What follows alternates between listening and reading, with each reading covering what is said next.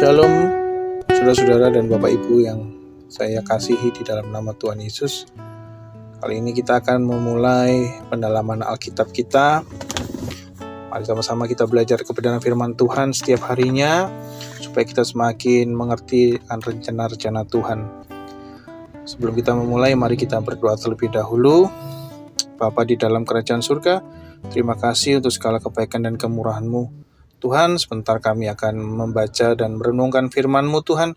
Biarlah pendalaman Alkitab yang kami lakukan ini dapat menjadi alat untuk kemuliaan nama-Mu Tuhan.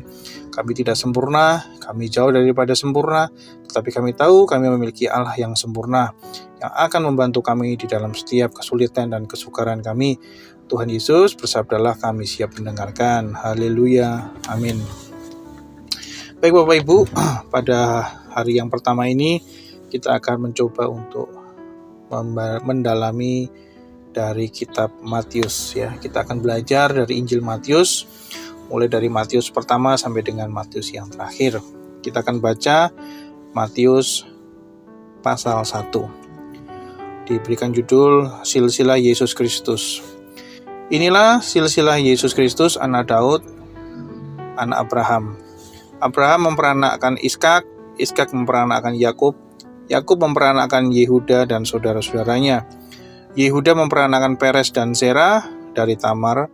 Peres memperanakkan Hezron, Hezron memperanakkan Ram, Ram memperanakkan Aminadab, Aminadab memperanakkan Nahason, Nahason memperanakkan Salmon, Salmon memperanakkan Boas dari Rahab, Boas memperanakkan Obed dari Rut, Obed memperanakkan Isai, Isai memperanakkan Raja Daud, Daud memperanakkan Salomo dari istri Uria, Salomo memperanakkan Rehabeam, Rehabeam memperanakkan Abia, Abia memperanakkan Asa, Asa memperanakkan Yosafat, Yosafat memperanakkan Yoram, Yoram memperanakkan Usia, Usia memperanakkan Yotam, Yotam memperanakkan Ahaz, Ahaz memperanakkan Hizkia, Hizkia memperanakkan Manasye, Manasye memperanakkan Amon, Amon memperanakkan Yosia, Yosia memperanakkan Yehonia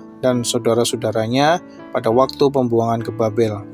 Sesudah pembuangan ke Babel, Yehonia memperanakkan Sealtiel, Sealtiel memperanakkan Zerubabel, Zerubabel memperanakkan Abihud, Abihud memperanakkan Eliakim, Eliakim memperanakkan Azor, Azor memperanakkan Zadok, Zadok memperanakkan Akim, Akim memperanakkan Eliud, Eliud memperanakkan Eleazar, Eleazar memperanakkan Mantan, Mantan memperanakkan Yakub, Yakub memperanakkan Yusuf, Yusuf suami Maria yang melahirkan Yesus Kristus.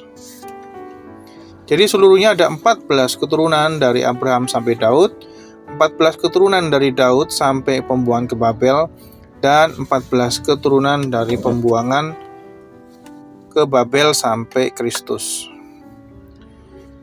Kelahiran Yesus Kristus. Kelahiran Yesus Kristus adalah sebagai berikut. Pada waktu Maria, ibunya, bertunangan dengan Yusuf, ternyata ia mengandung dari Roh Kudus sebelum mereka hidup sebagai suami istri. Karena Yusuf suaminya seorang yang tulus hati dan tidak mau mencemarkan nama istrinya di muka umum, ia bermaksud menceraikan dengan diam-diam. Tetapi ketika ia mempertimbangkan maksud itu, malaikat Tuhan nampak kepadanya dalam mimpi dan berkata, "Yusuf, anak Daud, janganlah engkau takut mengambil Maria sebagai istrimu, sebab anak yang di dalam kandungnya adalah dari Roh Kudus. Ia akan melahirkan anak laki-laki, dan engkau akan menamakan dia Yesus, karena dialah yang menyelamatkan umatnya dari dosa mereka." Hal itu supaya genaplah yang difirmankan Tuhan oleh Nabi. Sesungguhnya anak darah itu akan mengandung dan melahirkan seorang anak laki-laki, dan mereka akan menamai dia Immanuel, yang berarti Allah menyertai kita. Sesudah bangun dari tidurnya, Yusuf berbuat seperti yang diperintahkan malaikat Tuhan itu kepadanya. Ia mengambil Maria sebagai istrinya, tetapi tidak bersetubuh dengan dia sampai ia melahirkan anaknya laki-laki. Dan Yusuf menamakan dia Yesus. Baik Bapak Ibu dan juga saudara-saudara, kita sudah membaca dari Matius pasal yang pertama. Ada 2 bab yang dibahas di situ, yaitu yang pertama adalah tentang silsilah Yesus Kristus, dan yang kedua adalah sejarah atau cerita tentang kelahiran Yesus Kristus. Ya, artinya dari pasal 1 ini kita bisa mendapatkan sebuah gambaran adalah kita disuruh berfokus kepada yang namanya Yesus, ya, silsilah Yesus, dan juga berbicara tentang proses kelahiran Tuhan Yesus, ya. Artinya kita harus belajar untuk mulai berfokus, ya, berfokus kepada yang bernama Yesus, ya, sebagai sebuah pribadi atau Tuhan kita yang wajib kita ikuti, kita pelajari cara hidupnya, dan juga kita ikuti segala ajaran-ajarannya. Ya, ketika kita tadi membaca daftar nenek moyang Yesus, ya, tentunya ini ada beberapa hal yang menarik, ya. Misalnya kita bicarakan seperti si Tamar, ya. Kita tahu Tamar adalah seorang wanita pezina. Kemudian Rahab juga seorang pelacur, ya. Rut, ya, orang Moab, ya, dia bukanlah orang Yahudi, ya. Yang kemudian Rut nanti tinggal bersama mertuanya yang bernama Naomi, ya, dan kemudian akhirnya dia menikah dengan Boaz. Itu juga bukan seorang Yahudi, artinya bukan orang yang menerima janji keselamatan sebenarnya. Kemudian Salomo, ya, Raja Salomo ini adalah anak hasil perselingkuhan antara Raja Daud, ya, dengan yang namanya Batseba, ya, dengan Batseba pada waktu itu adalah istri daripada Uria, sehingga sebetulnya juga tidak berkenan bagi Tuhan, dan juga perselingkuhannya Raja Daud, ya, itu, ya. Kemudian banyak lagi yang bisa kita bahas. Kita akan bahas nanti pada saat kita masuk di dalam kitab-kitab yang akan datang, ya. Kita akan banyak belajar, ya, bahwa kisah-kisah tokoh di Alkitab ini banyak orang-orang yang tidak berkenan di hadapan Tuhan sebelumnya, seorang pekerja yang kotor, ya, seorang pelacur, bahkan bukan orang yang menerima janji keselamatan, artinya orang di luar Yahudi, karena Perjanjian Lama menegaskan bahwa yang diselamatkan hanyalah orang Yahudi, tetapi Yesus Kristus datang untuk menyelamatkan semua bangsa, tidak terbatas pada Yahudi saja. Dan kita harus bersyukur, ya, kita harus memuji nama Tuhan kita Yesus Kristus. Kenapa? Tuhan menggunakan manusia yang berdosa, ya.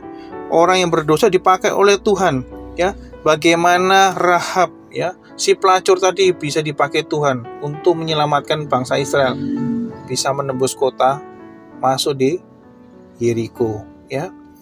Kita bisa lihat juga, ya, Tamar dari wanita pezina dipakai Tuhan juga untuk nanti mendatangkan yang namanya Boaz dan lain sebagainya, ya. Menggunakan manusia berdosa dan menjadikan manusia yang berdosa tadi sebagai alat kemuliaan Tuhan. Oleh karena itu, firman Tuhan mengatakan bahwa tidak peduli bagaimana masa lalu kita dan betapa hancur hidup kita yang lalu, ya, Tuhan bisa menggunakan ini menjadi perkara-perkara yang akan datang untuk kemuliaan nama Tuhan, ya. Kalau kita teringat kepada masa lalu terus-menerus dan itu membuat kita tidak bisa maju, waspadalah Bapak Ibu dan saudara-saudara sekalian, bahwa itu bukan berasal dari Tuhan. Itu adalah roh penuduh. Roh penuduh bukanlah daripada roh Tuhan. Roh penuduh akan membuat kita menjadi tidak bisa berkembang karena kita merasa selalu dihantui oleh kegagalan masa lalu. Oleh karena dosa-dosa kita masa lalu, tidak. Tuhan tidak pernah melihat. Karena Tuhan Yesus menyelamatkan umatnya dari dosanya, ya, bukan mengingat-ingat dosanya, ya, tetapi menyelamatkan dari dosanya. Lihat ayat yang ke-21 tadi. Ia akan melahirkan anak laki-laki dan engkau akan menamakan dia Yesus karena dialah yang menyelamatkan umatnya dari dosa-dosa mereka. Jadi Tuhan Yesus itu datang untuk menyelamatkan kita dari dosa. Tapi kalau ada, ya, sepertinya kita tertuduh oleh dosa, kita percayalah dan yakinlah dengan iman bahwa itu bukan daripada Tuhan Yesus, tapi itu adalah kuasa gelap atau iblis yang akan mengganggu kita, Bapak Ibu. Ya, nama Yesus artinya menyelamatkan umatnya dari dosa mereka. Jadi inilah ya kebutuhan terbesar kita, ya. Bukanlah pada kepuasan hati atau kebahagiaan hati, ya. Ini adalah hasil sampingan. Yang terutama kebahagiaan kita adalah kita diselamatkan, ya. Dosa kita tidak dilihat lagi oleh Tuhan. Itulah yang terbesar karya daripada penebusan melalui kematian Tuhan Yesus di kayu salib, ya. Sama semua orang, termasuk nenek moyang kita dulu juga sama, mereka membutuhkan yang namanya hasil keselamatan atau pengampunan, ya. Tapi pada waktu itu Tuhan Yesus belum ada, sehingga menjadi lebih sulit dan lebih berat tentunya. Tapi kita bersyukur hari ini, ya, meskipun berat, meskipun sulit, tapi kita ada pendamping kita, yaitu Roh Kudus, Roh Tuhan sendiri, ya. Jadi kitab Matius ini sebetulnya ingin menunjukkan adalah kegenapan, ya, penggenapan daripada perjanjian lama, di mana mengatakan Yesus adalah sebagai puncak dari sejarah. Kita belajar silsilah dan puncaknya adalah lahirnya Yesus Kristus, ya, di mana di dalam perjanjian lama sudah diceritakan bagaimana kegagalan manusia pada waktu itu, ya. Dan kalau kita lihat tadi ada di 3 periode, di mana Tuhan melalui Matius menyusun 3 periode, ya. 14 keturunan dari Abraham sampai Daud, 14 keturunan dari Daud sampai pembuangan, dan 14 keturunan dari pembuangan sampai Yesus Kristus, ya. Jadi ini adalah peristiwa yang sangat panjang dan sangat lama, ya, bahwa pada hasil akhirnya Yesus itu adalah puncak, ya, dari segala usaha manusia untuk bisa mendapat keselamatan, ya. Di dalam Yesus seluruh janji digenapi, ya. Yesus bukan saja menjadi kegenapan dalam perjanjian lama, tetapi dia juga adalah kegenapan daripada nubuatan-nubuatan di dalam perjanjian lama dan janji-janji Allah, ya. Matius akan menyimpulkan masing-masing 5 bagian daripada saat masa prakandungan, kelahiran, masa awal anak-anak Yesus, ya, dengan mengutip daripada Injil-Injil Ibrani yang telah digenapi sebelumnya. Ya, jadi kegenapan pertama adalah saat prakandungan, di mana itu terjadi supaya apa? Supaya genaplah yang difirmankan Tuhan, yang dikatakan bahwa sesungguhnya anak darah ini akan mengandung dan melahirkan seorang anak laki-laki, dan mereka akan menamai dia Immanuel, yang berarti Allah menyertai kita. Jadi ini adalah kegenapan yang pertama yang kita pelajari dari Matius pasal yang pertama ini. Di seluruh sejarah nubuatan dan janji dalam Tuhan Yesus, ya, hidup kita semua sepenuhnya ada di dalam Tuhan Yesus, ya, baik dalam pekerjaan, keluarga, hubungan pertemanan, ya, kenangan, impian, semuanya ada di dalam Tuhan Yesus. Dan pesan Tuhan Yesus adalah jangan kita melihat ke belakang, ya, karena yang melihat ke belakang kita tahu ceritanya menjadi seperti istri daripada Lot menjadi tiang garam, kita akan mati. Oleh karena itu kalau kita terus melihat masa lalu kita yang tidak pernah layak, tidak pernah pantas, Bapak Ibu, kita akan mati seperti istri daripada Lot. Kalau Tuhan bilang lihat ke depan, karena di depan ada Tuhan kita. Kalau kita lihat ke belakang, maka kita akan melihat dosa-dosa kita dan merasa tidak pernah layak dan tidak pernah pantas. Hanya ketika kita memandang pada Tuhan, kita akan maju dan tanpa terasa kita sudah semakin mengenal Tuhan kita. Jangan menoleh ke belakang, jangan melihat masa lalu, lihatlah ke depan kepada Tuhan Yesus, karena nubuatan itu telah digenapi dan kita telah berada di zaman kasih karunia oleh karena Tuhan Yesus. Terima kasih Bapak Ibu. Mari kita berdoa. Tuhan Yesus, Bapa di dalam kerajaan surga, sungguh kami bersyukur pada pagi hari ini kami dapat mendalami daripada Matius 1 ini. Tuhan, kami percaya, kami belajar bahwa ada kegenapan di dalam nama Tuhan Yesus. Tuhan, kami serahkan hari ini ke dalam tangan-Mu Tuhan.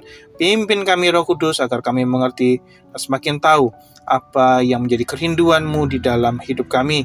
Karena kami percaya Engkau telah menebus kami dari segala dosa-dosa, kami mulai harus percaya bahwa tidak ada dosa yang masih terjadi di masa lalu yang akan Engkau ingat-ingat Tuhan. Dan kami tahu ketika itu terjadi bahwa itu semua bukan berasal daripada-Mu Tuhan, tetapi itu adalah kuasa gelap yang akan menjauhkan kami daripada-Mu. Terima kasih Tuhan, kami naikkan doa ini ke dalam tangan kuasa-Mu. Haleluya, puji Tuhan, amin. Baik Bapak Ibu, terima kasih. Sampai jumpa di renungan berikutnya atau pendalaman Alkitab berikutnya pada hari yang kedua.